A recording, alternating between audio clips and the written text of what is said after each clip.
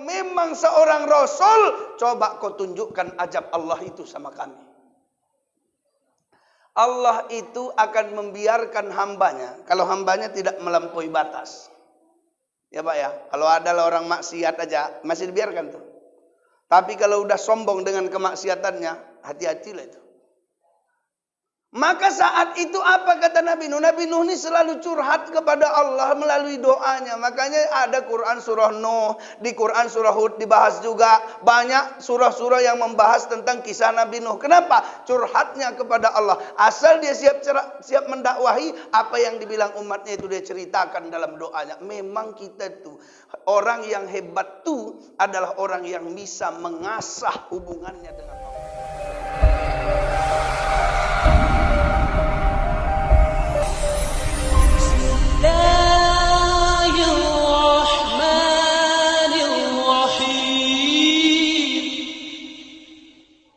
Bismillahirrahmanirrahim. Assalamualaikum warahmatullahi wabarakatuh.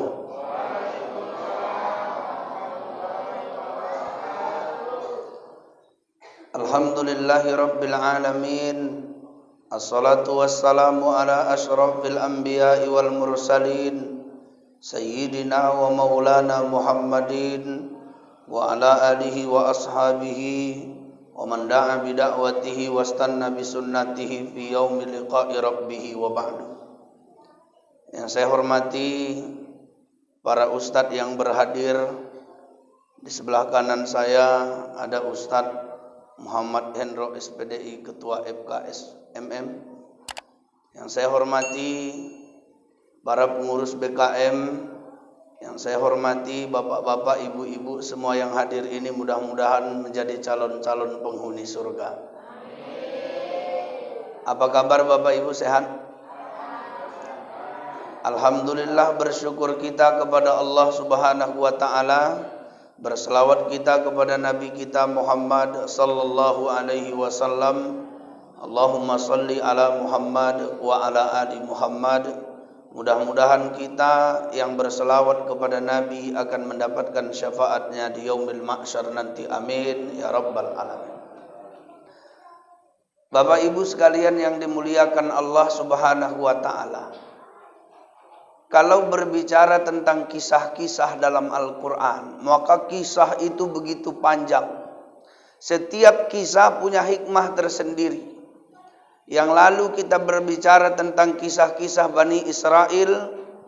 Kemudian kita lanjutkan lagi di kisah Bani Israel berikutnya, nabi-nabi bagi Bani Israel. Kemudian kita lanjutkan dengan kisah Nabi Adam alaihissalam. Sekarang masuklah kita kepada kisah Nabi Nuh alaihissalam. Ketika Nabi Adam alaihissalam saat itu, ini di akhir cerita. Ketika Nabi Adam pada saat itu melanggar apa yang Allah larang kepadanya, maka kata Allah Subhanahu wa taala, a'udzubillahi minasyaitonir rajim. Fa'azallahuma asyaitanu anha fa'akhrajahuma mimma kana fihi. Wa qulna ihbitu ba'dukum li ba'din adu wa lakum fil ardi mustaqarrun wa mata'un ila hin. Berhasillah iblis menggelincirkan Adam dan Hawa dari surga. Tapi Allah Subhanahu wa taala memberikan peringatan. Ketika Nabi Adam dan Hawa digelincirkan dari surga, dia turun ke dunia. Wa qulna ihbitu ba'dukum li ba'din adu. Keadaan di surga tidak sama dengan keadaan di dunia. Surga itu tenang, nggak ada orang usil. Di dunia ini ada orang usil enggak? Ada. Kalau di surga itu nyaman, nggak ada orang kepo-kepo. Bahasa apa itu? Sekarang banyak orang pingin tahu urusan orang lain. Banyak. Kenapa? Karena ini urusan dunia. Di dunia kau akan bisa jadi musuh bagi yang lainnya. Dan di dunia kau akan dikasih kenikmatan. Tapi hanya sampai batas waktu yang ditentukan saja. Bapak Ibu sekalian yang dimuliakan Allah Subhanahu wa ta'ala. Karena kenikmatan dunia hanya sampai batas waktu yang ditentukan. Kemudian iblis sudah berjanji di hadapan Allah. Qala fabima aghwaytani la aqudanna lahum siratal mustaqim. Ya Allah, aku berjanji akan kugoda anak keturunan dari Nabi Adam ini. Supaya apa? Mereka berpaling dari jalanmu yang lurus. Rupanya Bapak Ibu, babak-babak baru di dunia dimulai. Anak Nabi Adam nanti ada yang bersengketa sehingga saudara membunuh saudaranya. Ada? Nanti sesudah itu mulai ada generasi berikutnya, mereka memuliakan orang soleh. Ini niatnya bagus. Rupanya orang solehnya meninggal, sedihnya berlebihan. Iblis menawarkan, kita buat patungnya macam mana?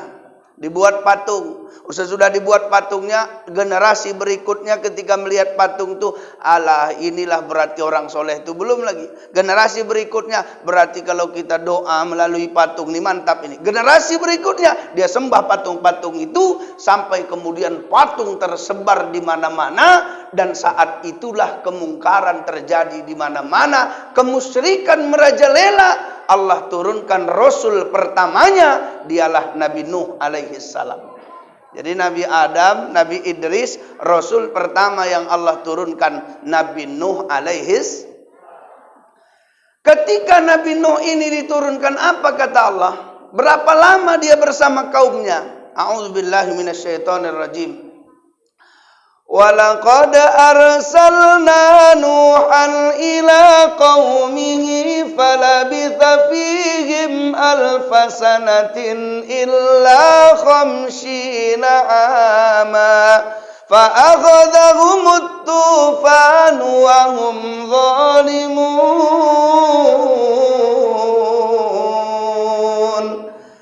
وَلَقَدْ أَرْسَلْنَا نُوحًا إِلَى قَوْمِهِ. Kata Allah, aku sudah utus Nuh kepada kaumnya.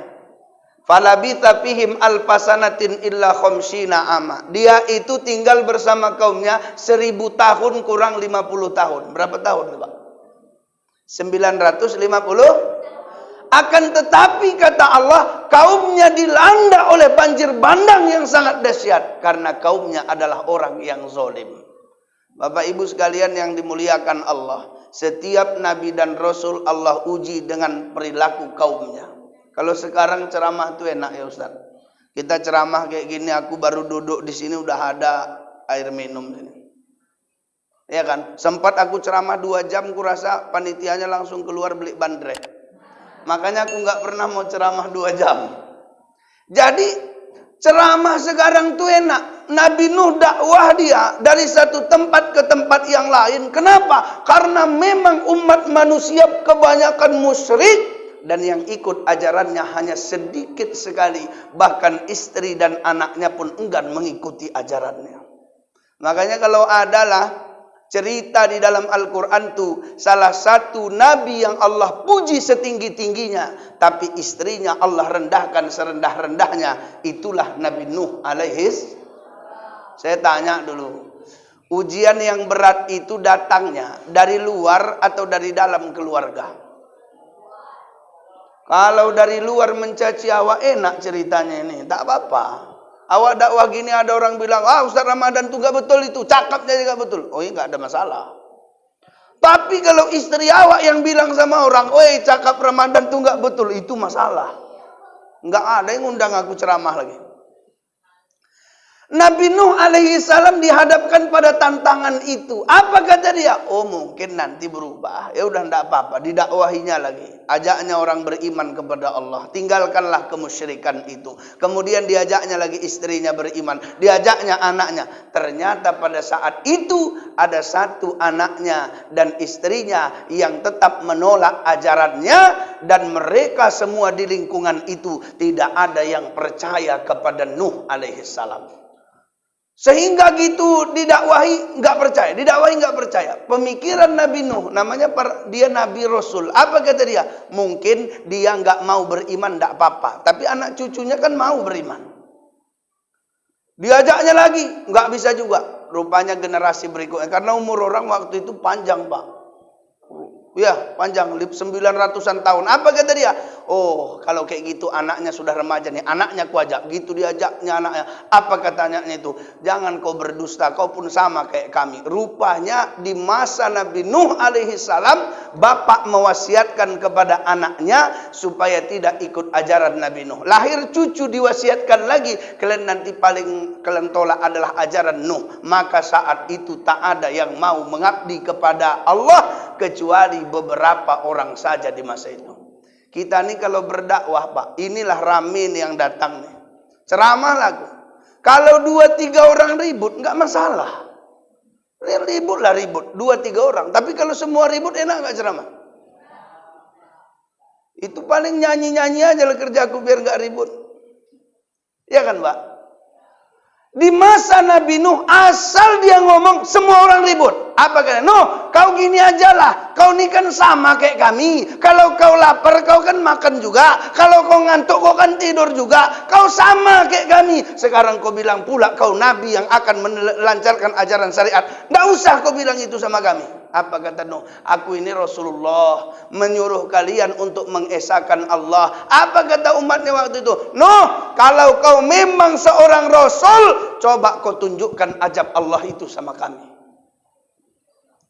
Allah itu akan membiarkan hambanya kalau hambanya tidak melampaui batas. Ya Pak ya, kalau ada orang maksiat aja masih dibiarkan tuh. Tapi kalau udah sombong dengan kemaksiatannya, hati-hatilah itu. Maka saat itu apa kata Nabi Nuh? Nabi Nuh ini selalu curhat kepada Allah melalui doanya. Makanya ada Quran surah Nuh, di Quran surah Hud dibahas juga. Banyak surah-surah yang membahas tentang kisah Nabi Nuh. Kenapa? Curhatnya kepada Allah. Asal dia siap mendakwahi, apa yang dibilang umatnya itu dia ceritakan dalam doanya. Memang kita tuh, orang yang hebat tuh adalah orang yang bisa mengasah hubungannya dengan Allah. Coba kita nih kan, balik dari sini kita asal lagi, ya Allah, apa yang salah dari diriku? Ya Allah, mungkin ada masalah di masa laluku. Ya Allah, kenapa anakku tidak begini? Kenapa begini? Nabi Nuh alaihissalam, ya Allah, umatku tak mau begini. Sampai akhirnya ketika sampai puncaknya, saat itu apa kata Nabi Nuh? Berdoa dia. Apa yang didoakannya? Rabbi la tadhar alal ardi minal kafirina dayyara. Ya Allah, jangan kau sisakan satu orang kafir pun di atas muka bumi ini. Oh, itu marah apa enggak? Ini bahasanya bahasa kira-kira udah selesai lah dakwahnya kan.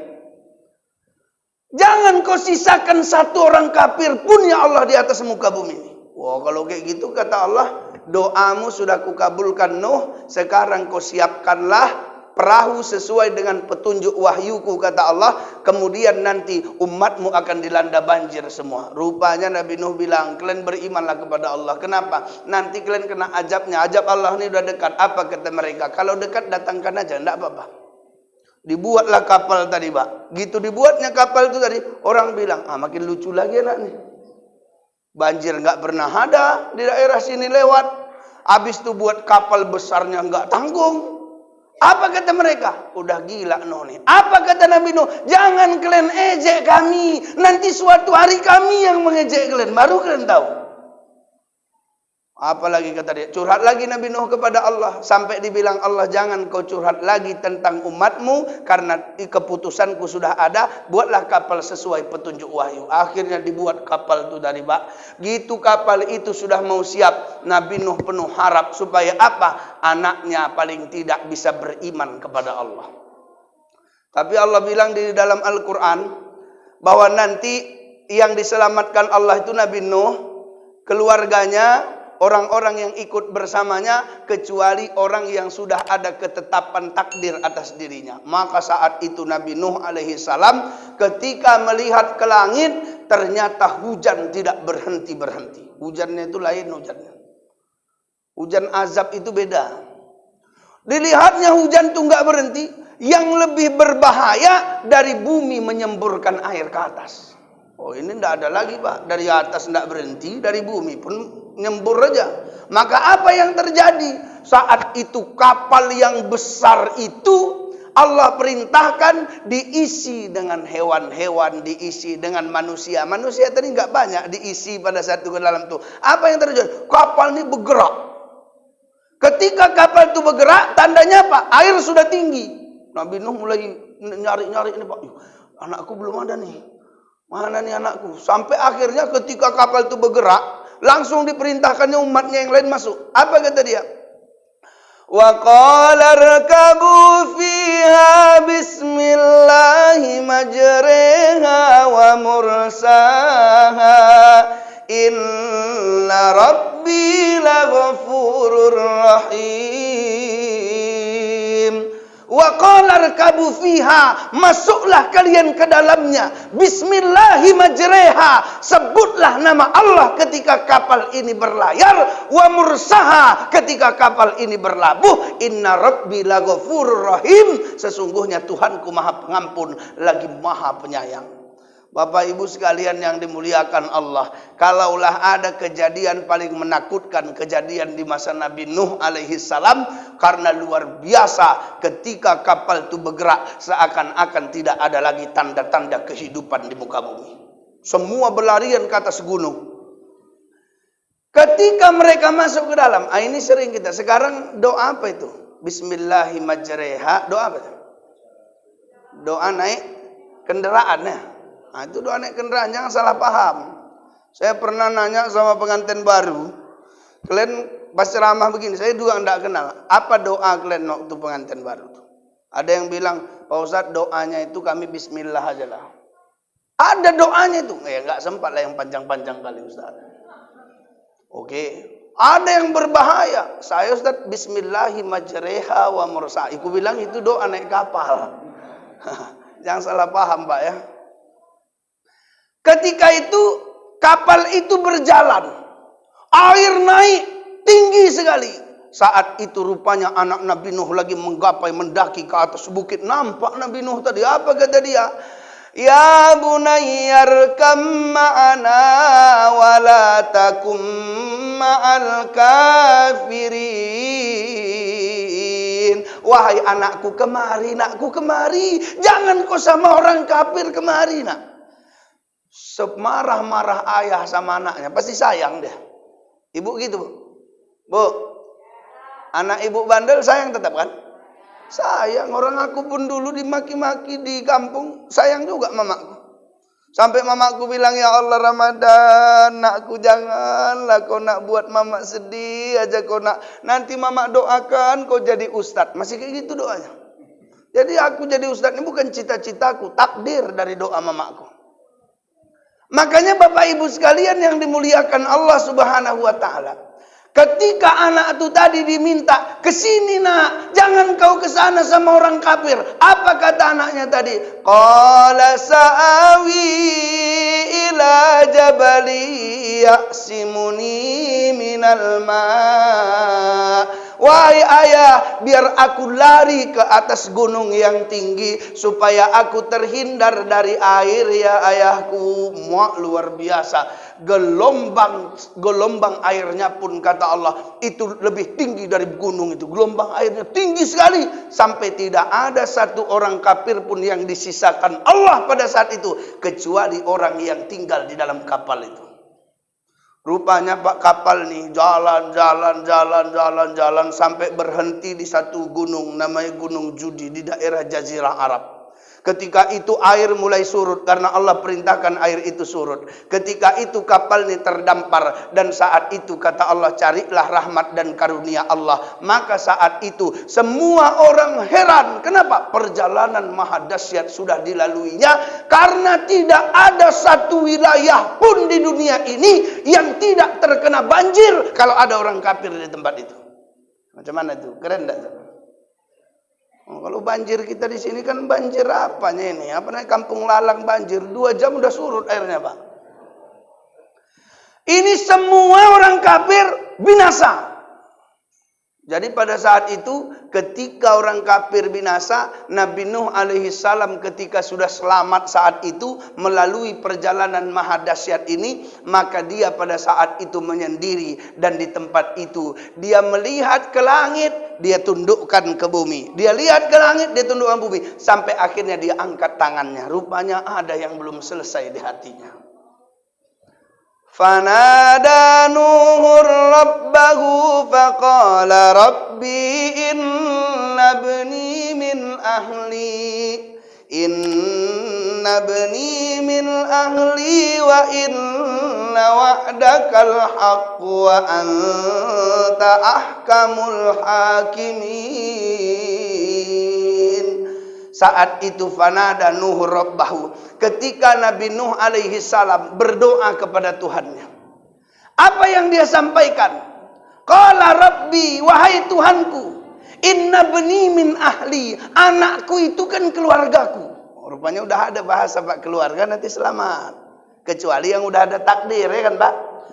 Inna bni min ahli wa inna wa'dakal haqq wa anta ahkamul hakimin. Aku pun ya Allah tahu bahwa engkau adalah maha yang benar perkataanmu dan engkau yang bijaksana atas janjimu. Saya tanya dulu nih Pak, ini kayak nada-nada protes apa enggak? Ini kan ada yang belum selesai. Ya Allah, ini kan bahasanya kalau kita bilang, kau bilang kan kau selamatkan keluargaku, anakku itu ya Allah keluargaku. Tenggelamnya dia. Apa kata Allah? Ya Nuh, kata Allah, innahu laisa min ahlik. Anakmu itu bukan keluargamu. Anakmu itu bukan keluargamu. Innahu amalun ghairu soleh. Karena anakmu itu punya amal tak ada baiknya. Jadi Bapak Ibu sekalian, rupanya kalau udah orang itu takdir itu datang, azab Allah itu tadi datang, tak ada yang bisa menolong keluarganya dari azab itu kecuali Allah Subhanahu wa ta'ala. Maka Bapak Ibu sekalian, apa pelajaran yang bisa kita petik dari kisah Nabi Nuh alaihi salam? Yang pertama, kisah ini mengisyaratkan kepada kita, semakin tua pun kita, kalau kita menolak jalan hidayah itu, maka sesungguhnya hidayah tidak akan sampai pada kita. Kayak mana tuanya usia umat Nabi Nuh? 900 tahun itu tua nggak itu? Jangan Bapak bilang, ala Ustaz, anakku itu kan sekarang nggak sholat, nggak apa-apa Ustaz. Nanti kan kalau dia udah nikah sholat. Ada itu. Udah nikah dia ala karena baru nikahnya itu Ustaz. Nanti kalau punya anak dirasakannya sholatnya dia itu. Udah punya anak masih bandel juga. Ala itu Pak Ustaz karena nggak tua itu. Nanti kalau tua udah sakit-sakitan, tobatnya dia itu. Pas tua nggak juga. Ah Ustaz memang kurasa udah tabiatnya takdirnya begitu. Begitulah bahasa orang. Jangan pernah menolak jalan hidayah datang. Kenapa? Karena nanti kalau ajal yang duluan datang, saat itu tak ada yang bisa menolong kita di hadapan Allah Subhanahu. Pak Ustadz, saya ini Pak Ustadz punya ayah. Ayah saya itu ulama. Terus ayah saya itu Pak Ustadz ahli ibadah. Nanti ayah saya yang menolong saya. Tidak akan bisa ditolong kalau dia bergelut kepada kemusyrikan. Nabi Ibrahim alaihissalam dihentikannya doanya ketika dia tahu bahwa bapaknya saat itu berada kepada kemusyrikan. Tak bisa lagi menolong orang lain yang berbeda keyakinan dengan kita. Jadi ada orang bertanya, Ustadz, kalau seandainya saya punya mama, ya saya Ustadz Islam, mama saya enggak Islam, boleh enggak saya doakan? Boleh, selama dia masih hidup. Pak Ustadz, boleh enggak saya kasar sama mama saya? Enggak boleh. Wa in jahadaka ala an tusyrika bima laysa laka bihi ilmun fala tuti'huma wa sahibuhuma fid dunya ma'rufa. Walaupun dia memaksa kita keluar dari agama kita, tetap berkata yang baik, berbuat yang baik selama dia masih hidup. Tapi kalau dia sudah tiada, tak ada lagi doa yang akan dikabulkan oleh Allah Subhanahu. Bapak Ibu sekalian yang dimuliakan Allah. Yang kedua, Nabi Nuh alaihi salam ketika dia mendidik anaknya tidak ada kenal lelah dari pendidikannya. Apa yang harus kita ketahui?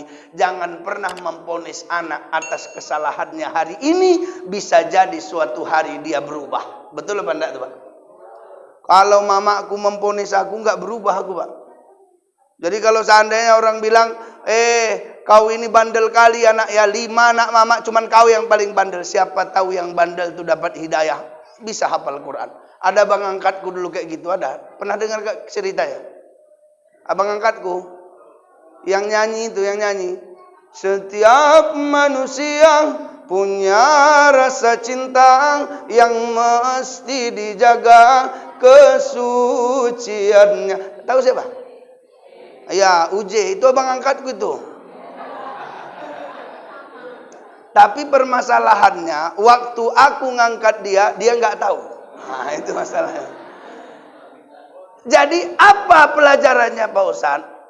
Janganlah pernah bosan menyampaikan kebenaran. Innaka la tahdi man ahbabta walakinnallaha yahdi man yasha. Kita itu bukan ngasih hidayah sama dia, tapi kita hanya perantara untuk menyampaikan amanah Allah. Mudah-mudahan Allah kasih hidayah ketika dia mendengarkan dakwah yang kita sampaikan. Bapak Ibu sekalian yang dimuliakan Allah, apalagi Pak Ustadz, ternyata hikmah berikutnya, umur yang ada itu manfaatkan dengan sebaik-baiknya. Jadi kalau Nabi Nuh punya umat yang begitu Pak, karena dia terpedaya dengan godaan setan. Saya tanya, musuh kita di dunia ini siapa? Coba keras-keras. Musuh kita di dunia ini siapa? Kenapa mata kalian nengok aku? Ya. Jadi kalau ada yang bilang, Pak Ustadz, saya punya tetangga usilnya bukan main. Dia musuh saya Ustadz? Enggak. Saya punya tetangga beda agama Pak Ustadz. Dia musuh saya? Enggak. Siapa musuh Bapak? Hati-hati, jangan terpedaya dengan umur kita enggak setua umat Nabi Nuh. Kata Nabi Muhammad SAW, umur umatku itu 60 ke 70. Nah, makanya bapak-bapak ada Pak yang udah 60 tahun. Yang 50 ada Pak. Hati-hati Pak, itu udah lampu kuning tuh Pak. Ya hati-hati. Kenapa? Dulu kulitmu yang ketat, sekarang sudah mulai kendor. Dulu gigimu yang rapat, sekarang sudah mulai gogor. Dulu matamu jelas melihat, sekarang sudah mulai kabur. Dulu ubanmu sedikit, sekarang sudah bertabur. Dulu kau tidur nyenyak, sekarang batukmu pun kayak guntur. Itu pertanda sudah dekat ke alamku. Pak Ustadz, umur saya udah 50 tahun Ustadz. Hobi Bapak apa? Nyanyi dangdut Ustadz. Insaf. Kalau udah 50 tahun hobinya dialihkan kemana Ustaz? Rajin baca Bu.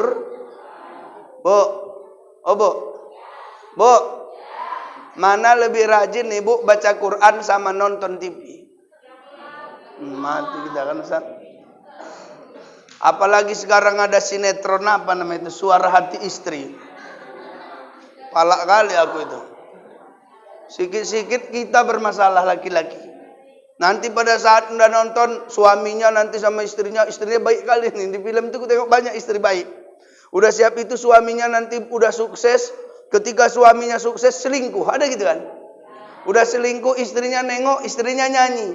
Jangan pernah katakan bahwa cintamu hanyalah untukku. Sampai dia bilang, ku menangis. Ada kan?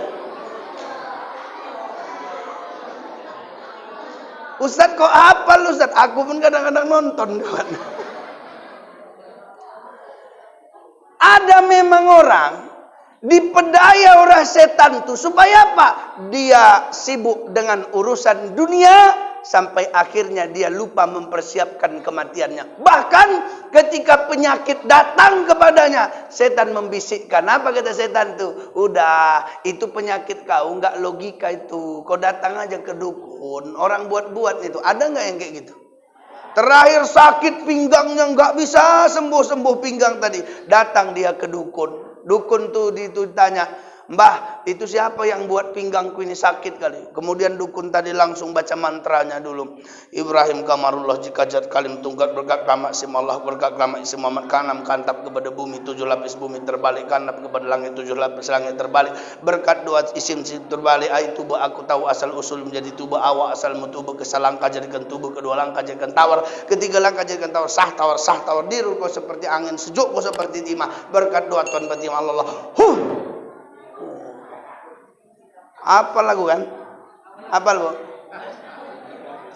Orang aku sebelum jadi ustadz hampir jadi dukun. Gitu dia baca. Apa kata dia? Oh, yang buat bukan orang jauh, orang dekat. Ada gitu kan? Orangnya agak-agak hitam pakai peci hitam. Mau awak pun nengok-nengok sini. Bapak Ibu sekalian yang dimuliakan Allah Subhanahu wa taala. Apa pelajarannya Pak Ustaz? Umat Nabi Nuh Allah panjangkan umurnya, tapi ternyata umurnya tidak manfaatkannya untuk beribadah kepada Allah. Ketika azab itu datang kepadanya, maka saat itu Nabi Nuh alaihi salam beserta umatnya yang beriman diselamatkan Allah, tapi anak Nabi Nuh alaihi salam saat itu tidak selamat dari bencana itu, bahkan istrinya tenggelam. Kenapa? Karena mereka tidak tunduk dan patuh kepada Allah Subhanahu. Nabi Nuh diutus Allah berapa generasi? Kata Nabi SAW 10 generasi dari Nabi Adam itulah diutus Nabi Nuh alaihi salam. Setan memperdaya 10 generasi tadi. Akhirnya kemaksiatan, kemusyrikan di mana-mana. Hati-hati dengan tipu daya setan. Wala tattabi'u khutuwatis syaitan innahu lakum aduwwum mubin. Jangan kau ikuti langkah-langkah setan itu karena setan adalah musuh yang nyata bagimu. Saya rasa ini saja Bapak Ibu yang dapat saya sampaikan. Mudah-mudahan bermanfaat. Intinya apa?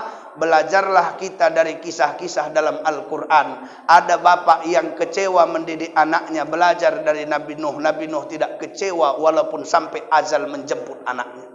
Ada orang yang kecewa dengan doanya kepada Allah. Belajar dari Nabi Nuh. Nabi Nuh waktu dia mau bertanya, Allah katakan, la tas'alni ma laisa laka bihi ilmun. Jangan kau tanya lagi sesuatu yang kau tidak ada pengetahuanmu tentang itu. Nabi Nuh saja ditegur Allah, apalagi kita orang yang biasa. Kalaulah ada ustadz yang berceramah, sedikit yang ikut ajarannya itu, maka ketahuilah Nabi Nuh 950 tahun bersama kaumnya, tapi ternyata kaumnya ingkar kepada Allah Subhanahu wa taala. Mudah-mudahan bermanfaat. Usikum wa nafsi bittaqwallah. Assalamualaikum warahmatullahi wabarakatuh.